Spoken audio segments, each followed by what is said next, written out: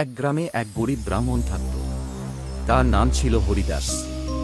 সে খুব সৎ ও ধার্মিক মানুষ ছিল। প্রতিদিন সে পূজা করত এবং ভগবানের নাম জপ করত। একদিন সন্ধ্যাবেলা হরিদাস পাশের জঙ্গল দিয়ে বাড়ি ফিরছিল। হঠাৎ সে শুনতে পেল অদ্ভুত এক আওয়াজ। ও ব্রাহ্মণ, দাঁড়াও! হরিদাস ভয়ে কাঁপতে লাগল। সামনে এক লম্বা সাদা কাপড় পরা ভূত দাঁড়িয়ে আছে। ভূত বলল, আমি অনেকদিন ধরে এই গাছে আটকে আছি।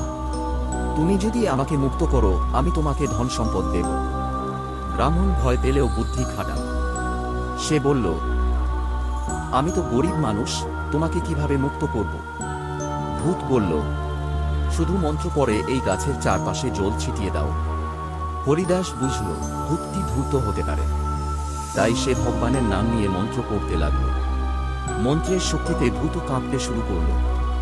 ভূত চিৎকার করে বলল, থামো, আমি চলে যাচ্ছি, আমাকে আর ডেকো না। এই বলে ভূত অদৃশ্য হয়ে গেল। হরিদাস বুঝল, সাহস, বুদ্ধি আর ভগবানের প্রতি বিশ্বাস থাকলে কোনো অশুভ শক্তি ক্ষতি করতে পারে না।